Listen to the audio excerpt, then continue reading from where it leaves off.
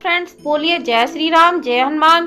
तो आज मैं बताऊंगी 24वीं अधिक मास की एकादशी के बारे में, जिसका नाम है पद्मनी एकादशी। ये पद्मनी एकादशी जो मल का महीना होता है तो शुक्ल पक्ष में ये मनाई जाती है। और आप सोच रहे हैं कि मल किससे कहते हैं?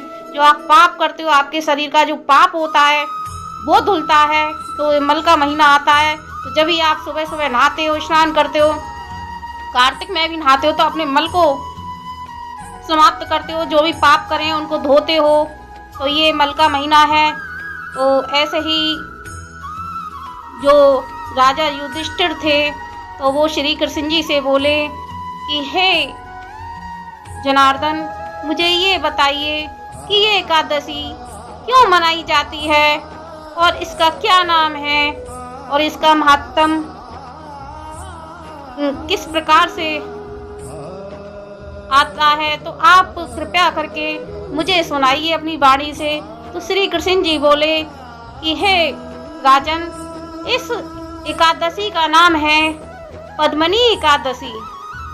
ये पद्मनी एकादशी का व्रत करने से वैकुंठ की प्राप्ति होती है।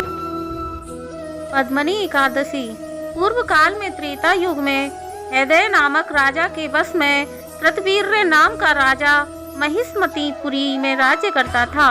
उस राजा की 1000 परम प्रिय स्त्रियां थीं, परंतु उनमें से किसी के भी कोई पुत्र नहीं था जो राज्यभार को संभाल सके। देवता, पितर, सिद्ध तथा अनेक चिकित्सकों आदि से राजा ने पुत्र प्राप्ति के लिए प्रयत्न किए, परंतु भाग्यवश राजा के कोई पुत्र नहीं हुआ और सब यत्न असफल रहे। पुत्र के बिना उसको सारा राज्य दुख में प्रतीत होता था। जिस प्रकार भूखे आदमी को भोग विलास सुखी नहीं कर सकते, तब राजा को यह ज्ञान उत्पन्न हुआ कि तप से सब अभिष्ट फल की सिद्धि हो सकती है। राजा को वन में तपस्या के लिए जाते हुए देख उसकी एक परम प्रिय रानी इक्ष्वाकु वंश में उत्पन्न हुए राजा हरिश्चंद्र की पद्मनी नाम वाली कन्या राजा के साथ जाने को तैयार हो गई। दोनों ही अपने अंग के सब सुंदर वस्त्र और आभूषणों को त्याग कर बलकल वस्त्र धारण कर गंधमादन पर्वत पर चले गए।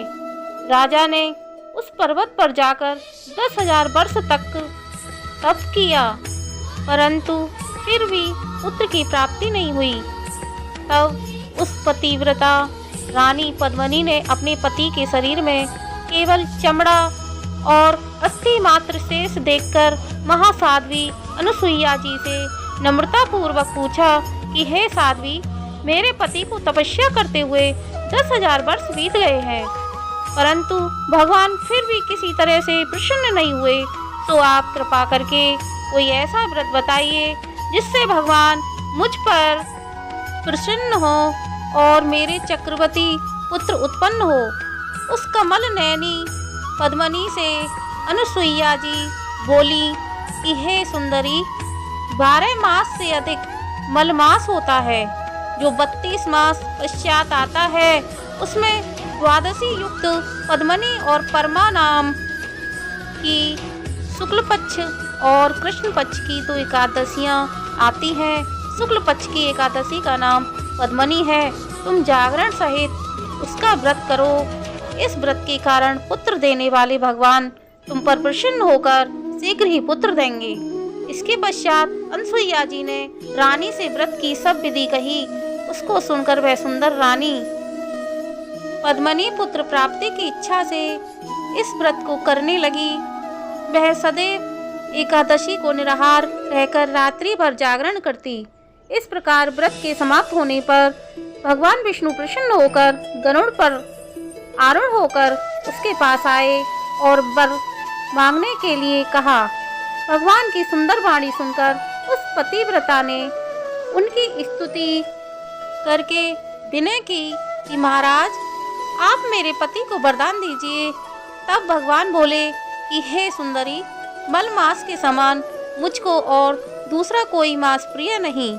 उसमें जो प्रीति को बढ़ाने वाली एकादशी का व्रत तुमने अनसुईया जी के कथन अनुसार किया है तथा जागरण भी किया है, अधिक प्रिय मुझको कोई वस्तु नहीं। अंत में तुम पर अत्यंत प्रसन्न हूँ।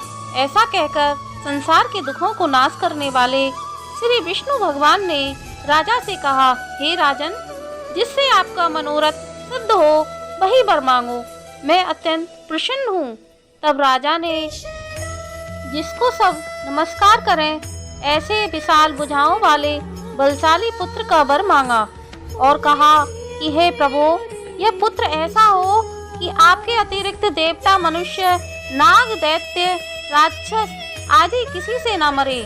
राजा की यह बात सुनकर भगवान वरदान देकर अंतर्ध्यान हो गए। इसी वर के प्रभाव से पद्मनी के कीर्ति वीर्य पैदा हुआ। तीनों लोकों में भगवान के अतिरिक्त उसे जीतने में कोई समर्थ नहीं था।